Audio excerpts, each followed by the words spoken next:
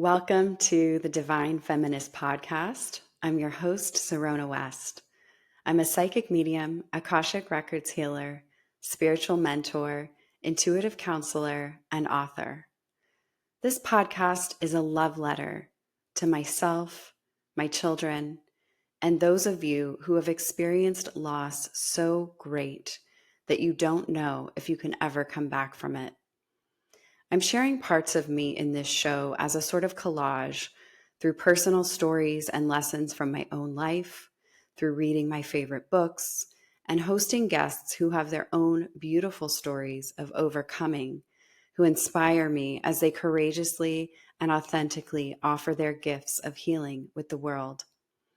All of these layers are here to remind you of the powerful and infinite being you are, and that your pain can be the roadmap to the new reality you choose to create.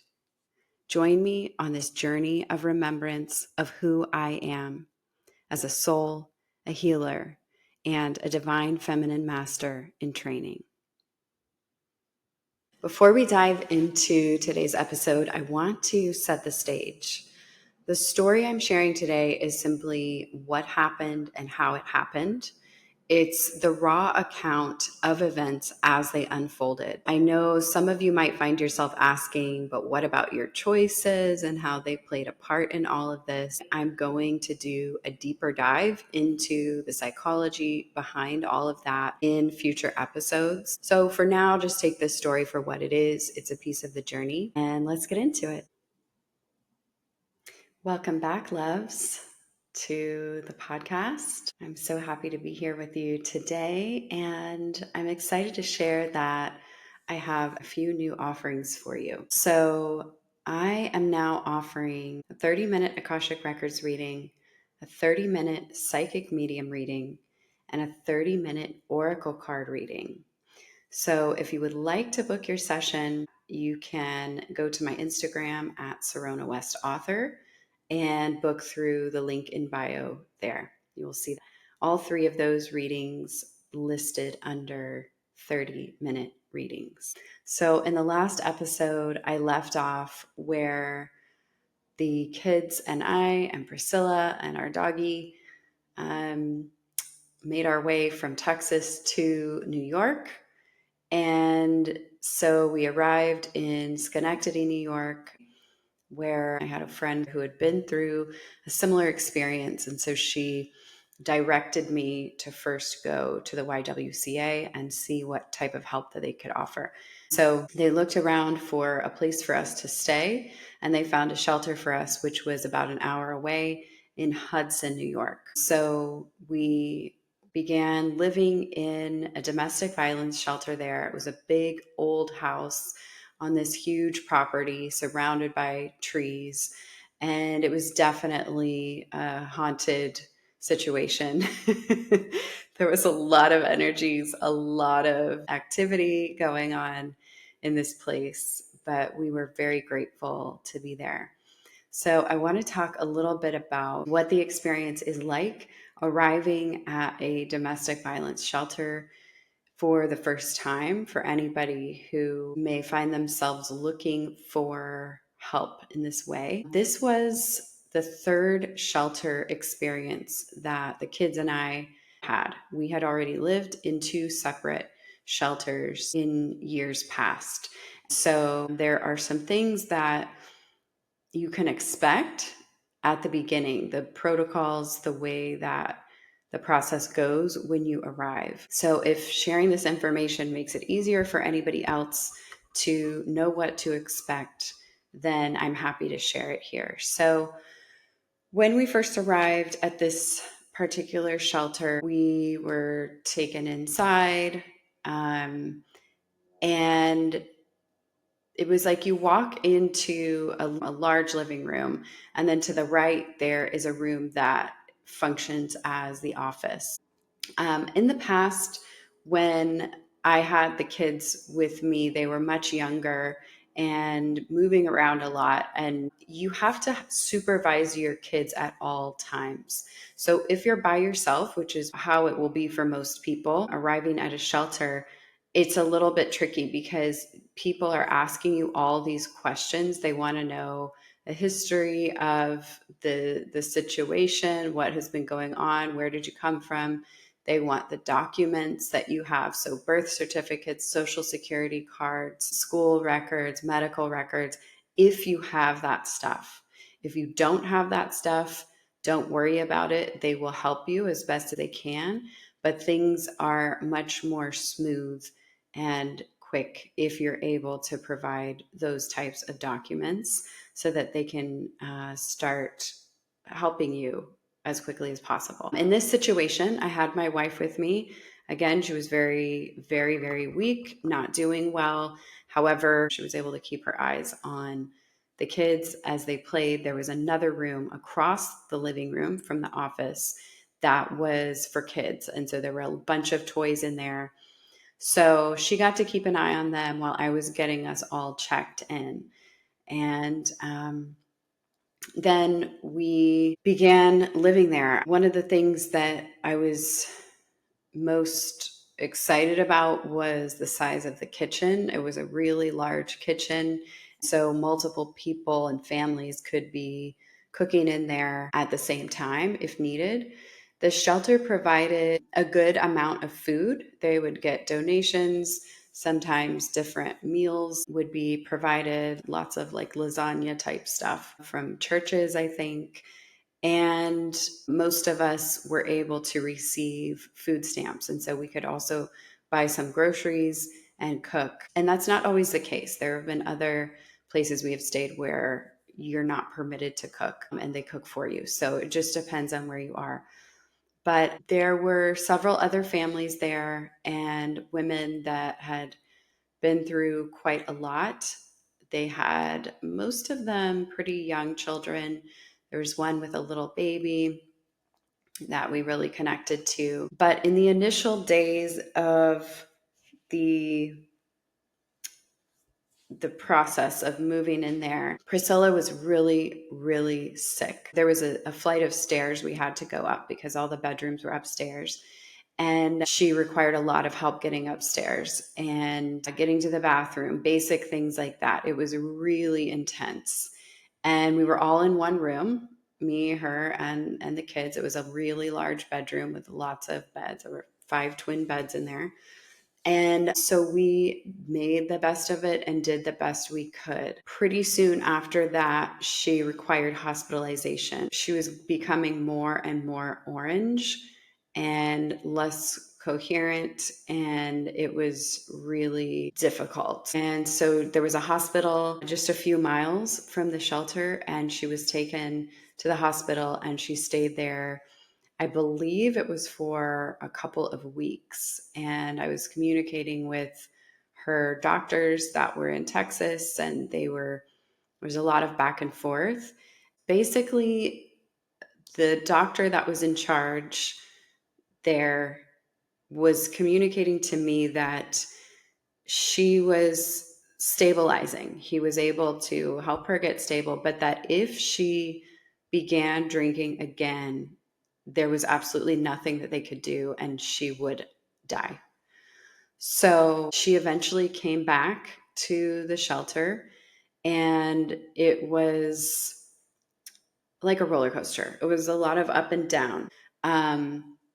I was feeling like I didn't like her very much. I really felt overwhelmed and frustrated, but we still communicated the best that we could to try and help each other out with the kids. So I want to fill in some information here about the nature of her relationship with the kids and a little bit more history about our families. Priscilla came into our lives when my twins were 2 and my oldest son was 4.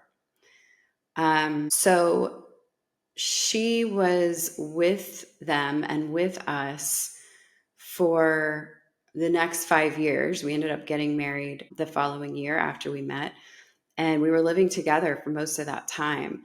So when we first met, the kids just loved her. She was a lot of fun. They called her Miss Priscilla. And then after we started living together and she was with them 24/7 and doing just as much mothering as I was, they started to want to call her Mama. So we came up with the name Lala. And so it was Mama and Lala. And they had two moms for their formative years. So she would be able to hold a job off and on. She was a social worker. She also did some work in the school. She would be a substitute teacher.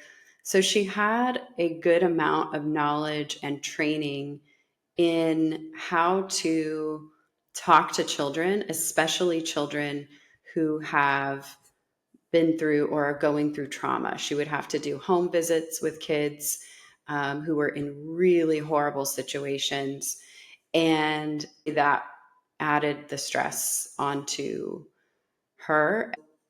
That definitely contributed to the drinking, drugs, addiction, in addition to all the stuff we were dealing with in our personal life. She had a really difficult time growing up.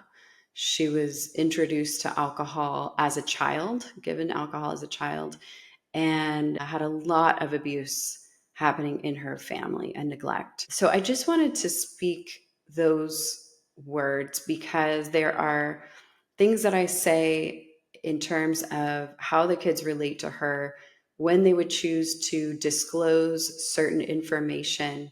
Sometimes it would be to her rather than me. And that may not sound like it makes sense if you don't have the context. The way that she would respond to the kids when they would tell her things was in a more professional, distanced way and in a more observational way, like, oh, interesting, tell me more. When they would tell me things, I think that they were definitely picking up on the strong emotions that I was having, the shock, the horror. So there would be instances where they would tell her first. And then, of course, we would have follow-up conversations about it. And then eventually I learned over time, with the help of the friend that I mentioned, who was in Schenectady, and counselors and, these staff members at the shelters. And I just eventually learned these trauma-informed approaches and how to have these conversations and how to respond in these instances. Let's see. The next thing that I want to talk about is that the kids needed to be enrolled in school. So COVID was still an issue at this time. When we got to the shelter, this was end of July 2021. And the school in upstate New York that they were assigned to go to had been able to open up again and had implemented all these protocols. And of course, everyone was wearing masks. But the kids were required to go to school.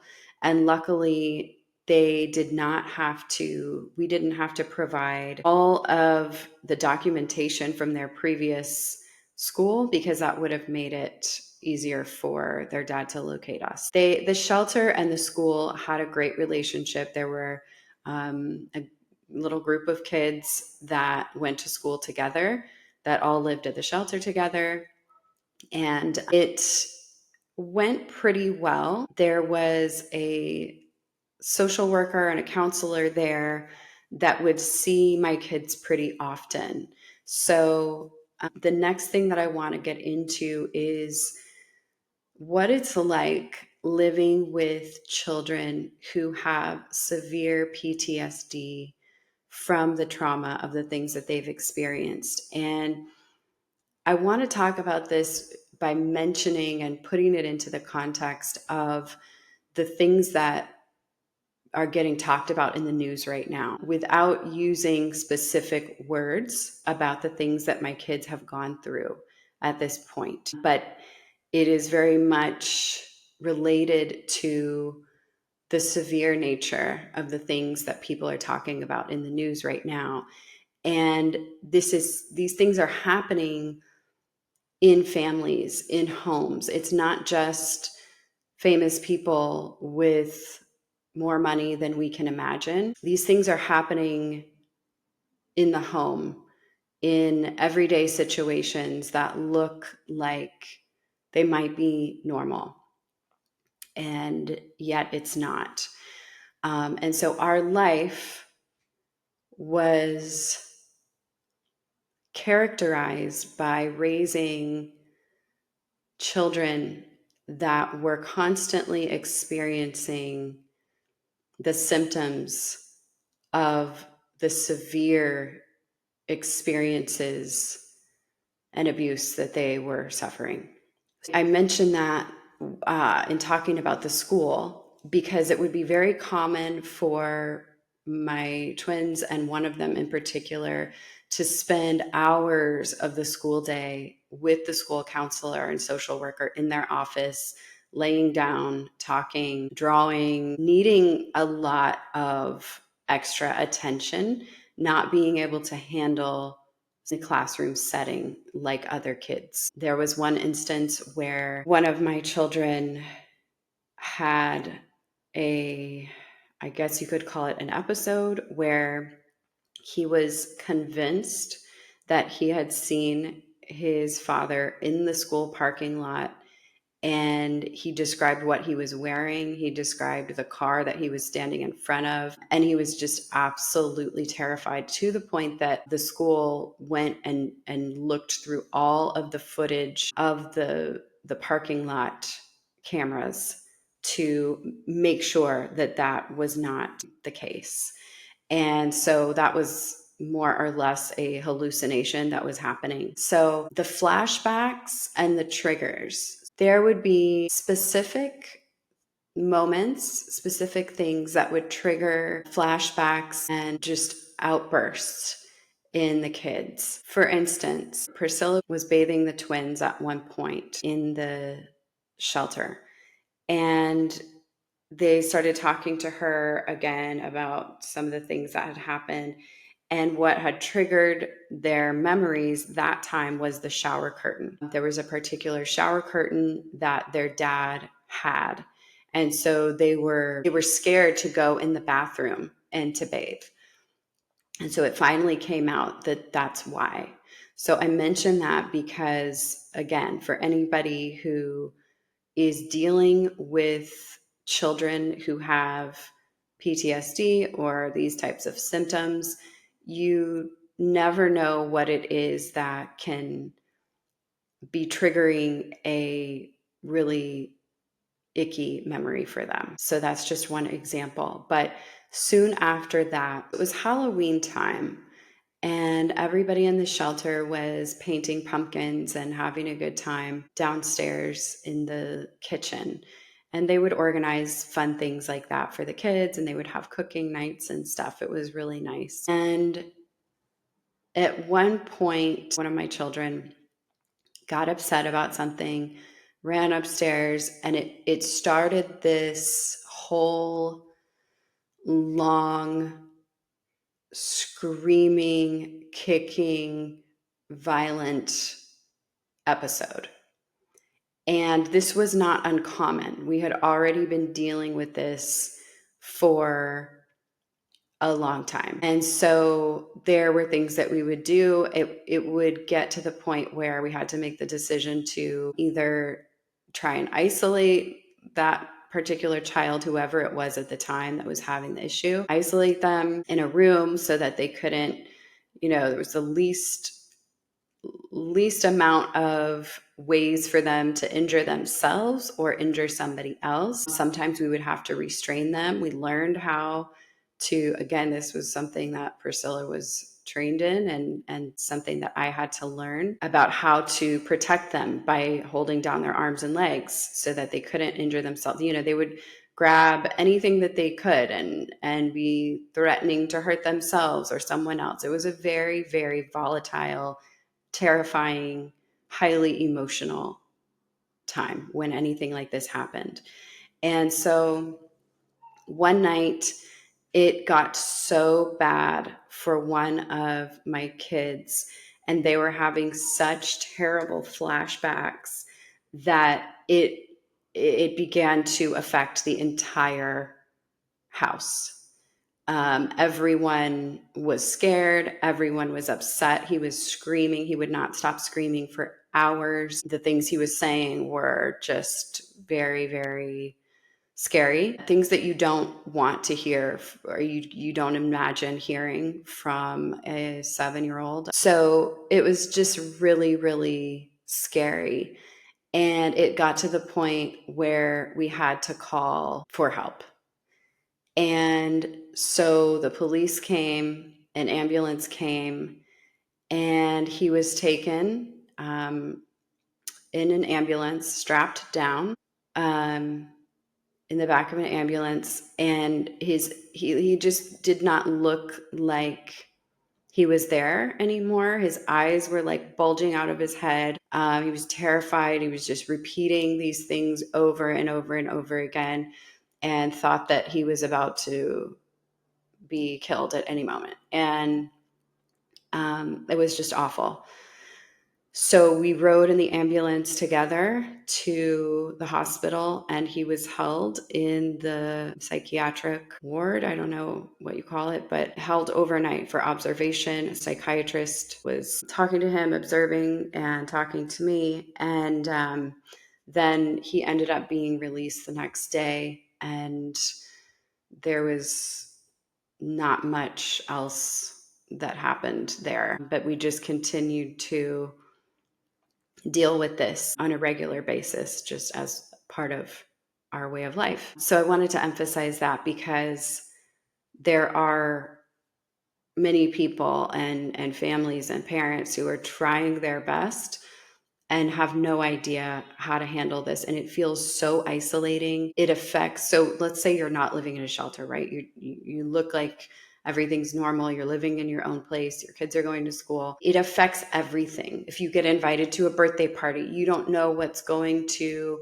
possibly trigger them. You don't know if it's safe to go and do normal things and be in public places, because you never know what could set them off and remind them and give them flashbacks and make them think that they are in a situation that they're no longer in. The next thing that I wanted to go into was that shortly after that, Priscilla started drinking again. It became really evident one night when her behavior totally changed, and it was just so frustrating for me.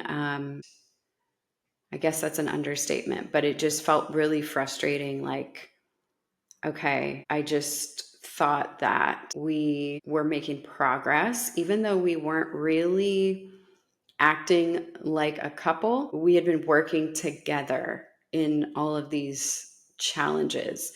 And so it just felt like, once again, like, okay, all right, I'm on my own, and we've got to handle this now.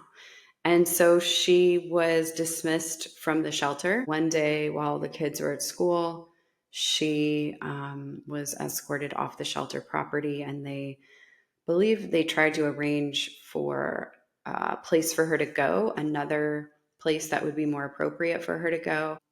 And that was the last that we saw her. We didn't see her again after that. I remember I was really heartbroken for the kids, just in terms of the confusion and all of that. It was a really tough time to explain to them what was going on, but she had been acting different for a few days. And when I told them, I remember I took them out for ice cream, just with this huge lump in my throat, having to tell them, okay, she's gone. She's really gone. And they took it very well. At that point, I think they were relieved as well, because even though they're kids, they're like, yeah, this is getting old. So that was the last that we saw of Priscilla. The next thing that happened is that I ended up getting to work for a friend of mine, a new friend that I met through another person who had a skincare company. Her name is Sajada, and we're still friends to this day. And I've worked for her on and off and on.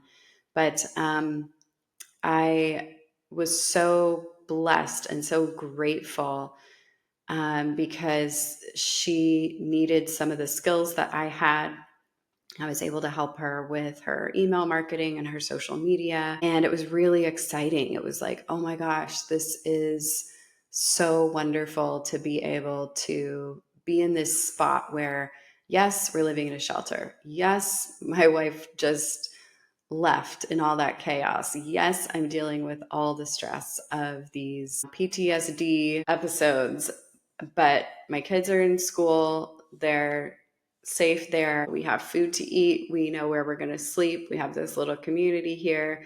And now I am able to bring some income in. And okay, we're going to start to make some steps.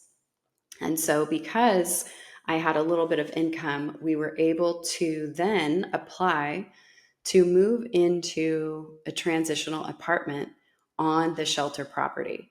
So, like I said, it was a big, huge piece of land surrounded by trees in the woods, and they had a separate structure, another building with 4 apartments. And so you didn't get to see them ahead of time. You had to apply, and the rent was very, very low, but it was a step to discovering and maintaining independence for yourself.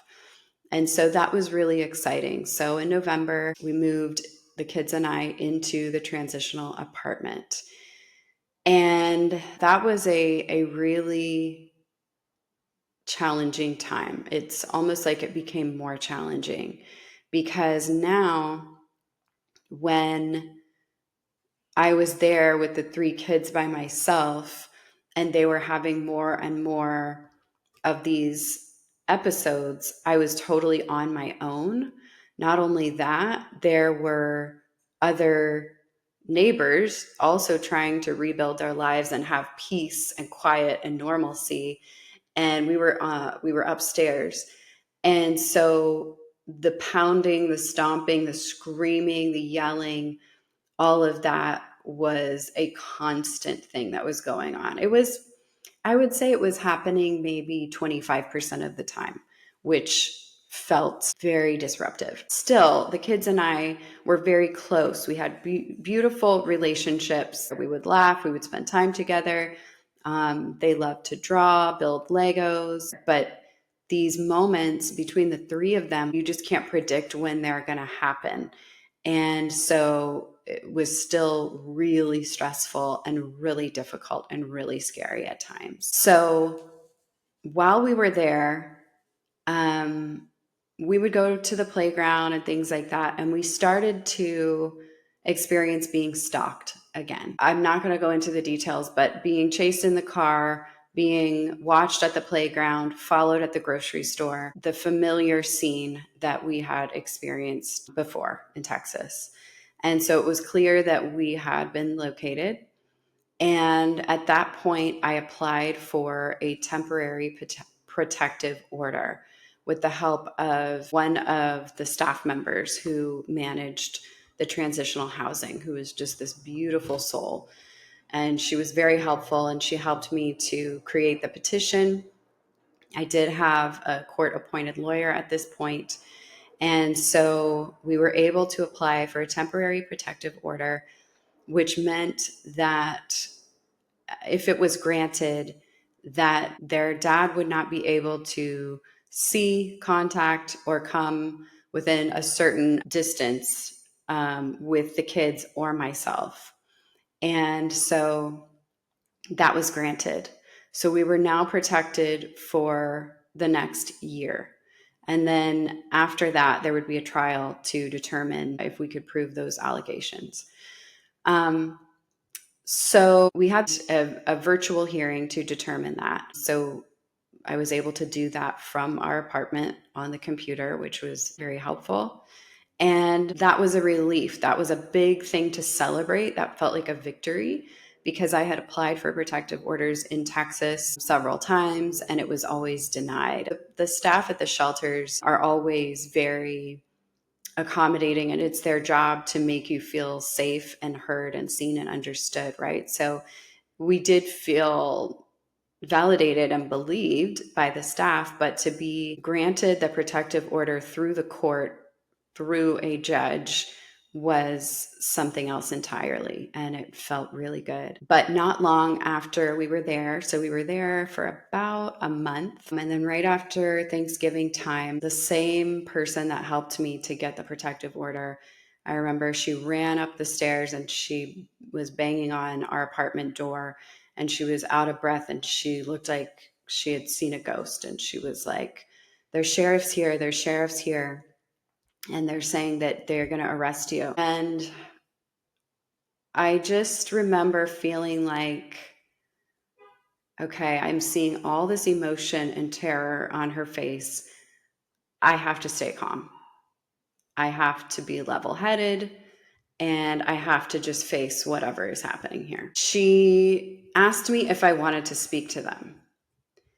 And at first I said, no, I'm not going to see them. And I knew my rights because the laws were that even law enforcement were not supposed to have the information that we were even there. So the fact that they had located us and they were there, she had never seen anything like this before. So I agreed to speak with them. I just checked in with myself. I took a few minutes and I was just following my intuition. I felt like, okay, well, if I refuse to talk to them, then it's going to seem like I think I'm guilty of doing something, and I am just going to let them come in. So I let them come into the apartment. They observed that the kids were healthy and well. They talked to them. They found out that they wanted to stay with me. And they told me that there was an arrest warrant out of Texas and that they were sent to arrest me, and that I was supposed to be charged for kidnapping and being a fugitive of justice. So somehow they decided not to arrest me, but they said that it was only a matter of time. So I called my lawyer and he advised that we get out of there and find another safe place to go where they wouldn't know where I was. So this was a really heartbreaking moment because it felt like we were just beginning to make some progress, make some steps, have the slightest bit of stability. And now I had to take the kids out of their school. We had to leave the place that we were living. We had to throw out the Christmas tree. We had to quickly pack up the few belongings that we had, blankets and toys and clothes. And they found another shelter for us to go to, which was about another hour away, I think, in Cobleskill, New York. It was late at night, and we drove over to this other shelter. And when we got there, the first thing that they had us do was make a Christmas list. I was so grateful. We were there for a few days, and my lawyer was able to get the courts to agree to letting the kids do another forensic interview. So this meant that they would be taken in just like they were the first time to the facility in San Antonio and be able to speak for themselves on their own behalf and tell what had happened to them. And so this was just several days after we had moved into the shelter. I had to drive them back to Hudson, and we first stopped by their school and picked up some gifts that they had for them. And so the back of the car was just full of presents. And then we drove over to the Department of Family and Children's Services where they were going to do the interview. And we had an appointment. It was like 4 p.m. And so we pulled up, and our advocate was there, the one who helped us get the protective order. And she looked similar to the way that she was looking the day that the sheriffs showed up. Her face was red. She looked very concerned. So I took the kids inside, and they were given some juice boxes and snacks, and then they were taken with a couple of staff members to this other space, to the back of the building. And I was taken to a little room. It was just like there were little cubicles with glass separating it from the main room. So there were two women there, and they were on the other side of another glass. And they began asking me questions in a very aggressive way. And I just started to feel really uncomfortable. And they were asking me how I got here, what's going on. And the final question they asked me was, who has custody of these children? And I had to answer, he does. And one of them looked past me and put her hand out and motioned at somebody who was behind me to come in.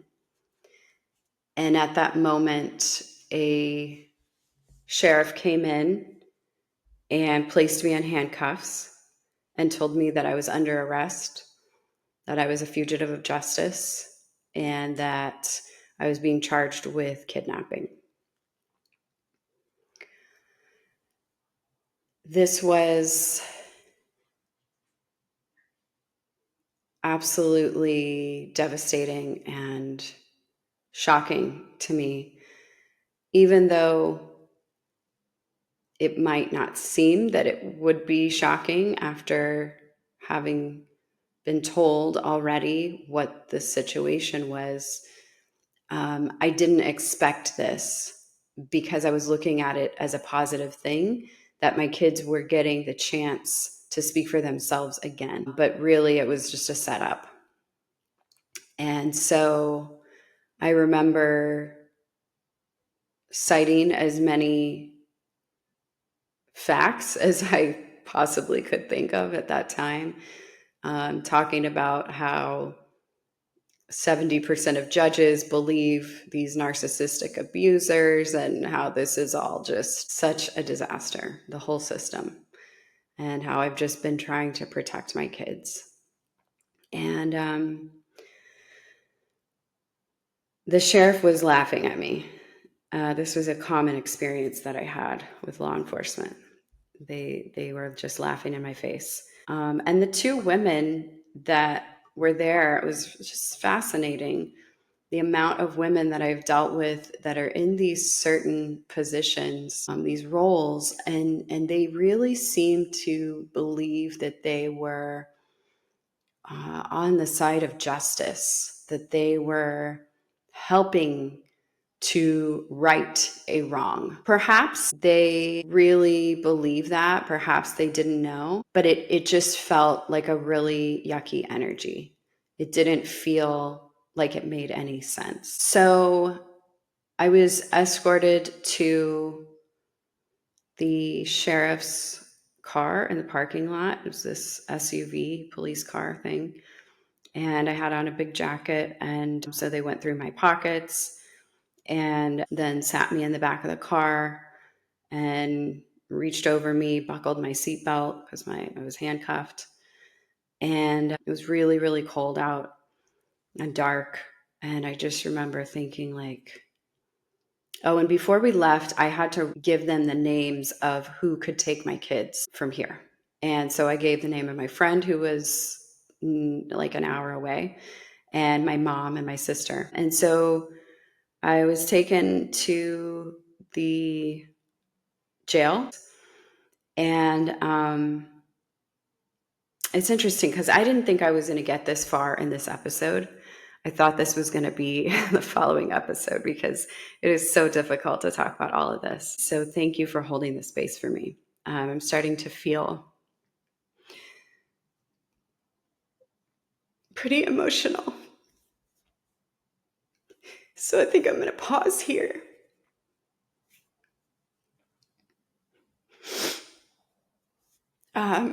Thank you for listening to all of this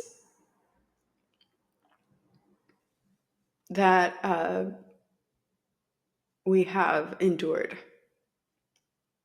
This part is particularly painful because my kids had to spend the night in that building with strangers. I did get to speak to them on the phone briefly, and they were very confused. One of them, who typically had the most outbursts, was having one while I was on the phone with them. And of course, they had no idea how to handle it. And they were telling him that if he didn't calm down, he wasn't going to get his snacks and toys and all this stuff. And it was really difficult to listen to. And they hadn't told them what had happened to me. They just said that I went to fill out paperwork and I never came back. I didn't tell them I was in jail. I really had no idea how to handle that moment. I knew that my mom, they had told me that my mom was going to come and get the kids, but she was in Tennessee. And so she wouldn't get there until the next morning. That was the earliest she could get there on a flight. So I'm going to go ahead and end the episode here.